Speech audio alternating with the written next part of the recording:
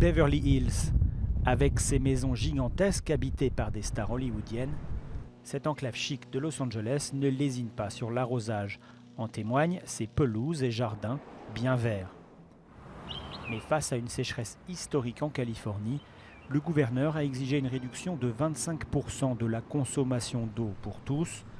Beverly Hills fait partie d'une poignée de municipalités priées de faire encore plus. La ville doit consommer 35% d'eau en moins. 35%, c'est un but très ambitieux, c'est sûr. J'ai des inquiétudes sur ce qu'on va devoir mettre en place pour y arriver. Mais je pense que l'État a raison de s'occuper du problème de l'eau. Parmi les nouvelles mesures à l'étude, une limite sur l'arrosage extérieur à 2 fois par semaine et des amendes pour les contrevenants. Si ce système a déjà fait ses preuves dans de nombreuses villes californiennes, selon cette experte, il faut aller plus loin. Il faut augmenter les tarifs de l'eau, surtout pour les plus gros consommateurs. C'est une question morale. Si vous avez plus de terrain, est-ce que cela vous donne le droit de consommer plus d'eau?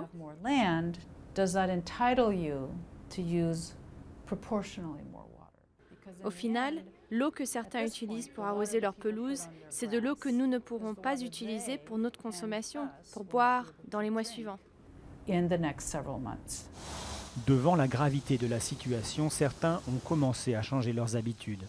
Les patrons de ce jardinier ont adopté des plantes plus résistantes à la sécheresse. Ce qu'on fait maintenant, c'est qu'on ne plante plus de fleurs comme les impatiences, par exemple, parce que leurs racines sont très petites et qu'elles se dessèchent très rapidement. On ne plante plus de fleurs comme ça parce qu'elles ont besoin de trop d'eau. Mais l'initiative reste rare pour une ville peu habituée à se serrer la ceinture. Beverly Hills a des jardins qui sont plus grands, plus travaillés. Par le passé, il y a toujours eu de l'eau en abondance.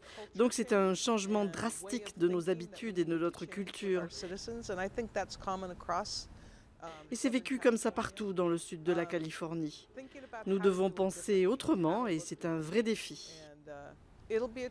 Un défi que les habitants de Beverly Hills devront pourtant relever. Même s'il se mettait à pleuvoir un peu plus souvent, il faudrait des chutes importantes et continues pour que la Californie déclare la fin de la pire sécheresse jamais enregistrée.